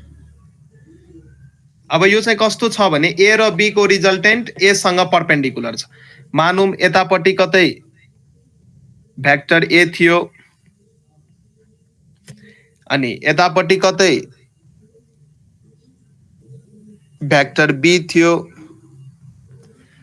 अब यो दुईटाको रिजल्टेंट अब ए सँग परपेंडिकुलर छ भने रिजल्टेंट यो दुईटाको भेक्टरको यसरी कतै आयो, ए सँग परपेंडिकुलर हुने गरी मैले बनाए। अब चाहिँ के गर्नुस् यो प्यारालेलोग्राम कम्प्लिट गर्नुस्। यो प्यारालेलोग्राम यसरी कम्प्लिट गर्नुस्। यो चाहिँ रिजल्टेंट भेक्टर भयो। यो जुन भेक्टर छ यो चाहिँ रिजल्टेंट भेक्टर भयो, रिजल्टेंट भेक्टर। र यो चाहिँ के छ त भेक्टर ए सँग 90 डिग्री छ। 90 डिग्री हो, यति केस त्यहाँ छ। ल मैले डायग्राम पनि बनाइदिए। अब चाहिँ ए र बी को बीचको एंगल मलाई भन्नुस्। ए र बी को बीचको एंगल मलाई भन्नुस्। ए र भेक्टर बी को बीचको एंगल मलाई भन्नुस्। सो रिजल्टेंटले जुन एंगल बनाउँछ भेक्टर ए सँग या त 90 डिग्री दिया छ। सो यो एंगललाई म अल्फा मान्न सक्छु, अघिको अनुसार अल्फा मान्न सक्छु। सो यहाँ फर्मुला लाउनुस् त, tan अल्फा को फर्मुला लाउनुस् त। सो अल्फा चाहिँ ए सँग एंगल बनाएको छ। सो ए नलिने, यतापट्टि लिने B sin theta upon B cos theta र यहाँ चाहिँ ए यसरी लेख्नुस्। अघिकै फर्मुला हो, याद आयो अघिको formula? Hello Yes, sir. So tan alpha, यहाँ अल्फा 90 डिग्री दिएको छ, या tan 90 लेख्न सक्नुहुन्छ। अब यसलाई सल्भ गर्नुस् त। र यहाँ चाहिँ के भयो b sin theta a plus b cos theta. tan 90 को भ्यालु कति हुन्छ? tan 90 हुन्छ इन्फिनिटी हैन? इन्फिनिटी भनेको anything divided by 0 equals to infinity. So यसलाई म यो tan 90 को भ्यालु इन्फिनिटी हुन्छ। इन्फिनिटी भनेको 1/0 लेख्न सक्छु म सिम्प्लिफाई गर्नको लागि 1/0 इन्फिनिटी। सो यसलाई जब सल्भ गर्नुहुन्छ यहाँ लेख्न सक्नुहुन्छ a plus b cos theta equals to 0। यो 1 सँग मल्टिप्लाई हुने भयो, क्रस मल्टिप्लाई गरे, यो 0 सँग मल्टिप्लाई भएर 0 भयो। मैले त्यस्तो केही गरेको छैन। सो यहाँ cos थीटा को ठाउँमा म लेख्न सक्छु minus a by b। Therefore theta चाहिँ के हुने भयो त cos inverse a by b। यस्तो खालको अप्सन चाहिँ हुन्छ है क्वेशनमा। क्वेशनमा अप्सन चाहिँ हुन सक्छ। सो आन्सर चाहिँ के भयो त cos inverse a by b। So यहाँ चाहिँ एउटा कन्क्लुजन लेख्न सक्नुहुन्छ। यदि भेक्टर ए सँग परपेंडिकुलर छ भने एंगल हुन्छ cos inverse a by b। र यदि b सँग परपेंडिकुलर यदि यही केसमा भइदिएको भए आन्सर हुन्थ्यो cos inverse minus b by a। जो सँग परपेंडिकुलर हुन्छ त्यसलाई चाहिँ माथि लेख्नुस् न्युमेरेटरमा। सो एउटा यहाँ कन्क्लुजन भरेर लेख्न सक्नुहुन्छ एक लाइन कन्क्लुजन। सो यस्तो कन्क्लुजनबाट क्वेशन्सहरु चाहिँ आइरा हुन्छ है। सो लेख्नुस् इफ आर भेक्टर भनेको रिजल्टेन्ट भेक्टर हो, ए भेक्टर र बी भेक्टरको resultant vector. If R vector is perpendicular to A vector, R चाहिँ ए मा यदि परपेन्डिकुलर छ भने त्यति बेला cos थीटा चाहिँ कति हुन्छ त -a/b। यो कुरो हामीले भर्खर सिक्यौं र यही केसलाई जब हामी जेनरलाइज गरेर नि लेख्न सक्छौं, if R vector is perpendicular to B vector, यदि बी भेक्टरमा परपेन्डिकुलर छ भने यति बेला cos थीटा चाहिँ हामी लेख्न सक्छौं -b/a। यो चाहिँ याद गर्नु होला।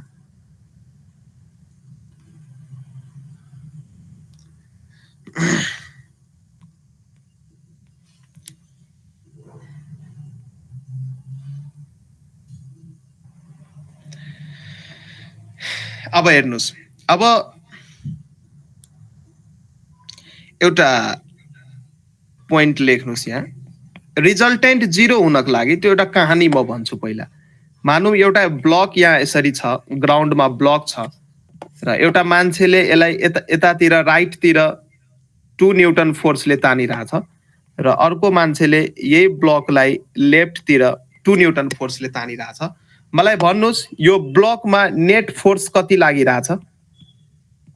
0 हो, 0, किनकि रिजल्टेन्ट भयो 0। दुईटा भेक्टर यहाँ इक्वल एन्ड अपोजिट एक्ट भइरहेछ। भर्खर हामी भेक्टर पढ्यौं, इक्वल एन्ड अपोजिट म्याग्निट्युडको छ र अपोजिट डिरेक्सनमा एक्ट भइरहेछ।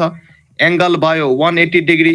सो अब 180 डिग्रीको केसमा आर को फर्मुला के थियो? a - b थियो कि थिएन? सो यहाँ a र b दुईटा भेक्टर हो, दुईटैको 2 न्युटन 2 न्युटन। सो 2 - 2 भनेको 0 न्युटन। सो रिजल्टेन्ट आयो 0। यदि दुईटा भेक्टरको रिजल्टेन्ट 0 आइरहेछ त यो कुन बेला आउँछ? यो त्यो बेला मात्रै पोसिबल छ जब दुईटै भेक्टरको म्याग्निट्युड सेम छ र डिरेक्सन चाहिँ एन्टी प्यारलल छ, डिरेक्सन चाहिँ अपोजिट छ। म्याग्निट्युड सेम र डिरेक्सन अपोजिट भयो भने बल्ल दुईटा भेक्टरको रिजल्टेन्ट के हुन्छ त? 0 हुन्छ। यदि मैले यहाँ म्याग्निट्युड डिफ्रेन्ट राखेको भए, सपोज राइटतिर मैले 3 न्युटनले तान्थे र लेफ्टतिर चाहिँ म 5 न्युटनले तान्थे भने रिजल्टेन्ट कहिले पनि 0 हुन्थ्यो? भन्न त? हुँदैन थियो। त्यसैले रिजल्टेन्ट 0 हुनको लागि भेक्टरहरूको म्याग्निट्युड पनि के हुनु पर्यो त? सेम हुनु पर्यो। र यदि भेक्टरहरूको म्याग्निट्युड सेम छैन भने, अनइक्वल म्याग्निट्युडको भेक्टर यदि दिएको छ भने त्यसले चाहिँ 0 रिजल्टेन्ट प्रोड्युस गर्न सक्दैन। सो यहाँ एक लाइन लेख्नुस् यो, 2 vectors of unequal magnitude, magnitude चाहिँ unequal छ, 2 vector of unequal magnitude can never produce 0 resultant। Unequal magnitude छ भने रिजल्टेन्ट 0 हुँदैन। यही केसमा मैले राइटतिर 5 न्युटनले तानेको भए र यो लेफ्टतिर 2 न्युटन नै होस्, तर राइटतिर यदि मैले 5 न्युटनले तानेको भए रिजल्टेन्ट हाम्रो 3 न्युटन आउँथ्यो, 0 आउँदैन थियो। त्यसैले रिजल्टेन्ट 0 हुनको लागि भेक्टरहरूको म्याग्निट्युड चाहिँ सेम हुनुपर्छ र यदि अनइक्वल म्याग्निट्युडको भेक्टरहरू दिएको छ भने त्यसले चाहिँ 0 रिजल्टेन्ट कहिले पनि प्रोड्युस गर्न सक्दैन। र यदि दुईटा भेक्टरको रिजल्टेन्ट यदि 0 आइरहेछ भने पक्कै पनि त्यो दुईटै vector equal in magnitude and opposite in direction हुनुपर्छ। सो इफ यो सबै कुराहरू एमसीक्यूमा ल्याङ्ग्वेज फर्ममा सोधेर कन्फ्युज गर्न सक्छ है तपाईहरुलाई। सो यो मजाले बुझ्दै जानुस्। If the resultant of two vectors, if the resultant of two vectors is 0, यदि दुईटा भेक्टर को रिजल्टेन्ट यदि 0 छ भने यसको मतलब then they must be equal in magnitude, equal in magnitude and opposite in direction। Resultant 0 हुनको लागि म्याग्निट्युड सेम हुनु पर्यो, डिरेक्सन्स चाहिँ अपोजिट हुनु पर्यो। यो पोइन्ट मैले लेख्दा कसले बुझ्नु भएन मलाई सोध्नुस् त। सन्दीप कटेल, राजु न्युपाने, प्रभा सोध मलाई बुझ्नुभयो कुनै अप्ठ्यारो छ कुनै प्रब्लम छ छैन सर ल नोटहरू लेख्न छुट्या छ सर व्हाट्सएपमा हालिदिनु ग्रुपमा यो नोट यो पुरै यो पीडीएफै म पठाइदिन्छु त्यसपछि नोटहरू त्यहाँबाट सार्न सक्नुहुन्छ यो पीडीएफहरू चाहिँ इम्पोर्टेन्ट हुन्छ यहीँबाट नोट चाहिँ बनाउनुहोस् ल ठिकै छ आज हामी यति नै राखौँ हैन र ठ्याक्कै 11 बजी केमिस्ट्रीको क्लास हुन्छ है त्यो रुटिन अनुसार नै हुन्छ केमिस्ट्रीको क्लास हुन्छ आईओई एस्पिरेन्ट्सहरुको लागि यहाँ सबैजना आईओई बाट नि हुनुहुन्छ कि आईओएम को नि कोही हुनुहुन्छ मान्छे यहाँ आईओएम एस्पिरेन्ट्स हुनुहुन्छ कोही